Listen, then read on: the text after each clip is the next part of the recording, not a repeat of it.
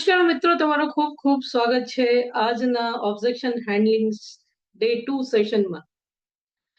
આજે આપણે શીખીશું કે જ્યારે ક્લાયન્ટ કે હું પછી વિચારીને કહીશ એને કઈ રીતે હેન્ડલ કરવું. ઘણી વખત આવું થાય છે, મારી સાથે પણ આવું બને છે અને ક્લાયન્ટ્સ કહેતા હોય છે કે વિચારીને કહીશું મેડમ, મને વિચારવાનો સમય જોઈએ છે, રાઈટ? તો nothing is new under the sun, એવું હું કહી શકું. નમસ્કાર, હું છું Bhavana Pritvani, CEO and founder of Rudraprince hub and rising advisors academy. છેલ્લા 13 વર્ષથી હું આ ઇન્ડસ્ટ્રીને સર્વ કરું છું અને 4 વર્ષથી કોચિંગ પણ આપું છું. અમારું સૌભાગ્ય છે. સો તમે મારી વેબસાઇટ www.rising-advisors-academy.in પર લોગિન કરીને વિભિન્ન કોર્સીસની માહિતી લઈ શકો છો અને પોતાની ઇન્કમને મલ્ટીપ્લાય કરી શકો છો. સેશન સ્ટાર્ટ કરતા પહેલા હું એક રિક્વેસ્ટ કરીશ, ચેનલને સબસ્ક્રાઇબ ન કર્યું હોય તો સબસ્ક્રાઇબ કરી લેજો અને જો તમને મારા સેશન ગમતા હોય તો વધુથી વધુ લોકોને શેર જરૂર કરજો અને કમેન્ટ કરજો કે તમે શું શીખવા માંગો છો, તમારું બિઝનેસ કેવું ચાલી રહ્યું છે અને તમે ક્યાંથી આ વિડીયો જોઈ રહ્યા છો, રાઈટ? તો આવીએ આપણે ડિસ્કસ કરીએ. જ્યારે ક્લાયન્ટ કહે કે વિચારીને કહીશ તો શું જવાબ આપણે આપવો જોઈએ, રાઈટ? સો ક્લાયન્ટ કહે છે કે મને વિચારવાનો સમય જોઈએ. પહેલા હું ડિસ્ક્લેમર લઈ લઉં છું કે હું અહીંયા કોઈને પણ હર્ટ કરવા નથી માંગતી. જસ્ટ આ એજ્યુકેશન પર્પઝથી મેં વિડીયો બનાવ્યો છે, જેથી મારા એજન્ટ ભાઈ બહેનોને સહાય મળે, રાઈટ? સો આ સત્રનો ઉદ્દેશ્ય શું છે કે આપણે સમજીશું ક્લાયન્ટ શા માટે આવું કહે છે, ક્લાયન્ટની સાયકોલોજી એટલે મનોવિજ્ઞાન, આ વાંધા પાછળની મનોવૈજ્ઞાનિક સ્થિતિ શું છે અને શું જવાબ આપણે આપવું જોઈએ અને ક્લાયન્ટને નિર્ણય તરફ દોડવા માટે આપણે શું માર્ગદર્શન આપી શકીએ છીએ. જનરલી આ વાંધાની જે વાસ્તવિકતા છે એ શું છે? જ્યારે ક્લાયન્ટ કહે છે કે મારે વિચારવું છે, ત્યારે સામાન્ય રીતે તેનો નીચેમાંથી આ 3 અર્થ હોઈ શકે છે. પહેલું, ગૂંચવણ, એટલે ક્લાયન્ટને ગૂંચવણ અનુભવે છે અને કંઈક ડાઉટ છે એને સમજાતું નથી. બીજું વસ્તુ હોઈ શકે છે કે એને પ્લાન સંપૂર્ણપણે સમજો નથી, રાઈટ? હજી એને પૂરી રીતે જે પ્લાન છે એ સમજાણું જ નથી. ત્રીજું, ભાવનાત્મક રીતે એ પ્લાન સાથે કે ઇન્વેસ્ટમેન્ટ સાથે જોડાયો નથી, સંકળાયેલ નથી, અથવા તો એ તમને ના નથી કહી શકતો, સીધી ના નથી પાડી શકતો, એટલે ટાળી રહ્યો છે કે મને વિચારવા માટેનો સમય જોઈએ. હવે આવી સ્થિતિમાં આ અસ્વીકૃતિ નથી, પરંતુ આ અનિર્ણાયકતા છે. એડવાઇઝર તરીકે તમારું જે કામ છે, ક્લાયન્ટને સ્પષ્ટતા તરફ માર્ગદર્શન આપવાનું છે, ઉત્સાહ ગુમાવો નહીં. આ એક મોકો છે, કેમ કે દરેક ઓબ્જેક્શન આપણા માટે એક ચાન્સ છે. સૌથી મોટી ભૂલ અહીંયા એડવાઇઝર શું કરે છે, એ ખોટો જવાબ આવે છે. જેમ કે ક્લાયન્ટ કે હું વિચારી લઈશ, એડવાઇઝર કહેશે કે ઠીક છે સર, વિચારી જ લ્યો. બરોબર, પરિણામ શું થશે? પરિણામ થશે કે વાતચીત સમાપ્ત થઈ જાય છે અને ક્લાયન્ટ ફરી ફોન ઉપાડતો નથી, સેલ ગુમ થઈ જાય છે. જ્યારે તમે ઠીક છે કહો છો ત્યારે ક્લાયન્ટ સ્વીકારી લે છે કે નિર્ણય ટાળવો જ ઠીક છે. પરંતુ એક સફળ એડવાઇઝરનો સાચો અભિગમ શું હોય છે? એક સફળ એડવાઇઝર ક્યારે વાતચીત અહીં સમાપ્ત કરતો નથી. તેઓ શું કરે છે? એ ચિંતાને સ્વીકાર કરે છે, ક્લાયન્ટની લાગણીને માન આપે છે, એને પ્રશ્ન પૂછે છે, વાસ્તવિક ચિંતા જાણવા માટે એ સવાલ કરે છે અને નિર્ણય તરફ દોરે છે, ક્લાયન્ટને સ્પષ્ટ નિર્ણય સુધી પહોંચાડે છે. બરોબર, તો સફળ એડવાઇઝરે સાચો અભિગમ અપનાવવો જોઈએ, ચિંતાને સ્વીકારવી, પ્રશ્ન પૂછવો અને નિર્ણય તરફ માર્ગદર્શન કરવું. શક્તિશાળી પ્રતિક્રિયા ફોર્મ્યુલા આવા વાંધાની સામે શું હોવી જોઈએ કે ક્લાયન્ટની વાતચીતને સ્વીકારવી એટલે એકનોલેજમેન્ટ કરવું, સ્પષ્ટ પ્રશ્ન પૂછવો એટલે આસ્ક, એન્ડ ક્લેરિટી, ચિંતાને સ્પષ્ટ કરવી, રાઈટ? હવે પ્રશ્ન કયા હોવા? આવી જે ઓબ્જેક્શન આવે, આવો જે વાંધો આવે, એની સામે પ્રશ્ન કેવા હોવા જોઈએ? બરોબર, તો આ પ્રશ્નો વાસ્તવિક વાંધો ઉપાડ પાડે છે. જેમ કે પ્રીમિયમ, શું તમે પ્રીમિયમ વિશે વિચારવા માંગો છો? બીજો પ્રશ્ન શું હોઈ શકે છે?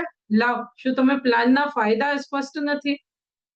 ત્રીજો પ્રશ્ન શેના વિશે હોઈ શકે છે? પરિવાર વિશે, શું તમે પરિવાર સાથે ચર્ચા કરવા ઈચ્છો છો? તો આ સવાલો શું કરે છે? આ ક્લાયન્ટને અહેસાસ કરાવે છે કે તમે ખરેખર એની મદદ કરવા માંગો છો, ખાલી પોતાની સેલ્સ કે વેચણી માટે એની સામે નથી. રાઈટ. સો વિચારણાને ચર્ચામાં ફેરવીએ. આઈએ એક એક્ઝામ્પલ, એક રોલ પ્લે કરીએ. ધારો કે ક્લાયન્ટ તમને કહે છે કે મને વિચારવાનો સમય જોઈએ છે, તો તમારો રિસ્પોન્સ શું હોવો જોઈએ, તમારો જવાબ શું હોવો જોઈએ કે સર, મોટા ભાગના ક્લાયન્ટને જ્યારે સમય જોઈએ કહે છે ને, ત્યારે સામાન્ય રીતે એક નાની ચિંતા હોય છે. શું મને કહી શકો છો કે તમારી મુખ્ય ચિંતા શું છે, જેથી હું સ્પષ્ટ કરી શકું? સો આ વાક્ય ક્લાયન્ટ ઉપર દબાણ નથી, તે તમારા ક્લાયન્ટ સાથે વિશ્વાસ બાંધે છે અને તમારી રિલેશનશિપને ગ્રો કરે છે, રાઈટ. એ સિવાય તમે ભવિષ્યની વિઝ્યુઅલાઇઝેશન ટેકનિક ઉપર બી એને લઈ જઈ શકો છો. જેમ કે શક્તિશાળી સવાલ, પાવરફુલ ક્વેશ્ચન પૂછી શકો છો. સાહેબ, જો આ નિર્ણય તમે 1-2 વર્ષ મોડો પડ્યો તો તમારા નાણાકીય લક્ષ્ય અથવા પરિવારની સુરક્ષા ઉપર આનું શું અસર થઈ શકે છે? શું તમે આ કહી શકો છો? જો એ ના કહે તો તમે એને કહી શકો છો. આ ટેકનિક શા માટે કામ કરે છે? કેમ કે ક્લાયન્ટને ભવિષ્યના નુકસાનની કલ્પના કરે છે. આ ભાવનાત્મક સ્પષ્ટતા લાવે છે, ઇમોશનલી કનેક્શન બનાવે છે. આનાથી વિલંબની કિંમત સ્પષ્ટ થાય છે, નિર્ણયની તાકીદ સ્વાભાવિક રીતે ઊભી થાય છે અને ક્લાયન્ટ પોતે જ જવાબ શોધે છે કે શું કામ એને ઇન્સ્યોરન્સ લેવું જોઈએ, શું કામ એને અત્યારથી ઇન્વેસ્ટમેન્ટ કરવો જોઈએ. બરોબર. ઉદાહરણ રીતે કે ક્લાયન્ટ કહે છે મારે વિચારવાનો સમય જોઈએ, એડવાઇઝરનો જવાબ શું હોવો જોઈએ? અલબત્ત સર, નાણાકીય નિર્ણયો સોચ સમજ કરીને જ લેવા જોઈએ. શું હું પૂછી શકું છું કે ખાસ શું વિચારવા ઈચ્છો છો, જેથી હું તમને મદદ કરી શકું? આ જવાબ ક્લાયન્ટ ઉપર દબાણ નહીં, પણ સ્પષ્ટ, પુષ્પભયો અને વ્યાવસાયિક છે, પ્રોફેશનલ છે. બરોબર. એ સિવાય તમે શક્તિશાળી ક્લોઝિંગ લાઇન્સ યુઝ કરી શકો છો, વાપરી શકો છો. જેમ કે વાતચીત બંધ કરતા પહેલા આ વાક્યોનો ઉપયોગ તમારે જરૂરથી કરવો જોઈએ. સુરક્ષામાં વિલંબ એ જોખમ ચાલુ રાખવા જેવું છે. જો તમે આજે નિર્ણય નહીં લો, આનો મતલબ શું થાય છે? જો તમે આજે નિર્ણય નહીં લો તો તમે તમારા પરિવાર માટે જોખમ જ લઈ રહ્યા છો. સ્માર્ટ ક્વેશ્ચન, સ્માર્ટ ક્લોઝિંગ, જેમ કે આર્થિક આયોજન જેટલું વહેલું એટલું સરળ હોય છે. બરોબર. જેમ કે ક્રિકેટમાં પાવર પ્લે હોય છે ને, કે પાવર પ્લેમાં વધારે રન દોરી લેવાય, તો આપણી જિંદગીના બી જે 20 થી 35 વર્ષનું સમયગાળો હોય છે ને, ત્યારે આપણે વધારે સ્માર્ટ પ્લાનિંગ કરીને પ્રેશરમાં છેલ્લે પ્લાનિંગ ના કરવું પડે એવું પ્લાનિંગ કરી શકે છે. એટલે આર્થિક આયોજન જેટલું વહેલું એટલું સરળ. પ્રેમ, આજનો નાનો નિર્ણય આવતીકાલ પરિવારને સુરક્ષિત કરી શકે છે. તો આ બધા શક્તિશાળી ક્લોઝિંગ લાઇન્સ છે, વાક્યો છે, જે તમે તમારા ક્લાયન્ટ આગળ વાપરી શકો છો. બરોબર. મુખ્ય શીખ છે કે જ્યારે ક્લાયન્ટ કે મારે વિચારવાનું છે, તો તમારે વાતચીત રોકવી નથી, સ્પષ્ટીકરણ પ્રશ્નો પૂછવા છે, મૂળ ચિંતાને ઓળખવી છે અને નિયત કરવાના માર્ગદર્શિત કરવું છે. બરોબર. નિર્ણય માટે તમારે માર્ગદર્શન આપવાનું છે. તો ઓબ્જેક્શન હેન્ડલિંગ સિરીઝમાં આપણે ડે 1 પર શીખ્યા. પ્રીમિયમ ખૂબ વધારે છે, કઈ રીતે હેન્ડલ કરવું. મારે વિચારવાનો સમય જોઈએ, એ આપણે આજે શીખ્યું. નેક્સ્ટ ડે 3 સિરીઝની ડે 3 પર આપણે શીખીશું મારી પાસે પહેલેથી ઇન્સ્યોરન્સ છે, આનો શું જવાબ આપવો જોઈએ. સો આ સ્કિલ પ્રેક્ટિસ કરો અને ડે 3 માટે તૈયાર રહો. આભાર તમારો બધાનો આ વિડીયો જોવા માટે. તમે અમારી વેબસાઇટ www.risingadvisorsacademy પર academy.in પર લોગિન કરી શકો છો, જ્યાં તમને વધુ કોર્સીસની માહિતી મળશે.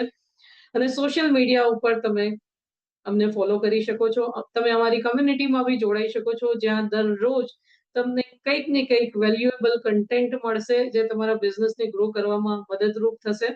જો તમને વિડીયો ગમ્યો હોય તો ચેનલને સબસ્ક્રાઇબ કરવા ભૂલતા નહીં અને તમારા મિત્રો સાથે પણ એને શેર કરતા ના ભૂલતા.